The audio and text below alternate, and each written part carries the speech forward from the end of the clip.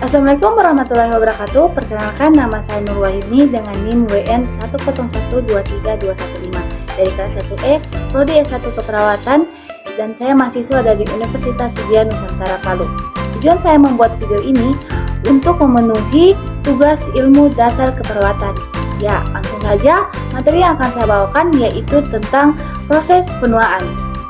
Proses penuaan adalah suatu proses hilangnya kemampuan jaringan secara perlahan-lahan untuk memperbaiki diri dan mempertahankan struktur dan fungsi normalnya sehingga tidak dapat memperbaiki kekurangan yang diderita.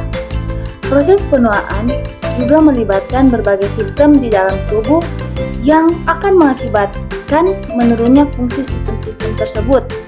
Faktor yang menyebabkan penuaan yaitu pertama faktor internal seperti sistem kekebalan yang menurun, dan yang kedua faktor eksternal seperti gaya hidup yang tidak sehat, polusi lingkungan, dan stres.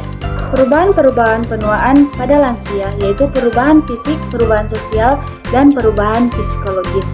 Adapun tanda dan gejala proses penuaan yaitu pertama tanda fisik seperti kulit berkerut, daya ingat berkurang, kemampuan kerja menurun, dan sakit tulang. Dan yang kedua ada tanda psikis, antara lain menurunnya gairah hidup, sulit tidur, mudah cemas, dan mudah tersinggung. Selanjutnya kita masuk pada materi kedua yaitu teori-teori penuaan.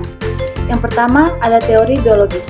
Teori biologis yaitu untuk menjelaskan proses fisik penuaan termasuk perubahan fungsi dan struktur pengembangan panjang usia dan kematian.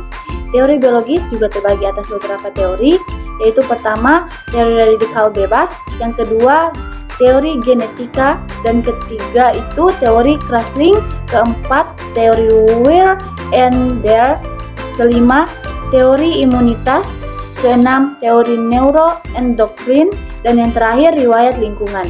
Kemudian masuk ke teori kedua yaitu teori psikososiologis, yaitu memusatkan perhatian pada perubahan sikap dan perilaku yang menyertai peningkatan usia sebagai lawan dari implikasi biologis pada kerusakan anatomis.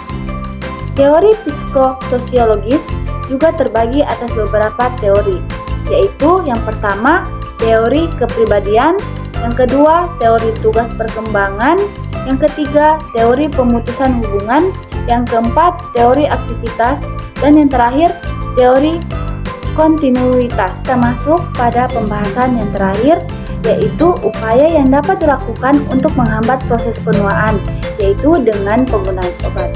Pemberian antioksidan dan hormon merupakan pengobatan utama dalam mencegah penuaan. Tetapi tentu saja kualitas obat harus mendapat perhatian agar tidak mengalami akibat buruk dari produk yang tidak jelas. Pemberian hormon harus mendapat perhatian khusus terutama yang berkaitan dengan kemungkinan efek samping. Sekian materi yang bisa saya bawakan. Terima kasih.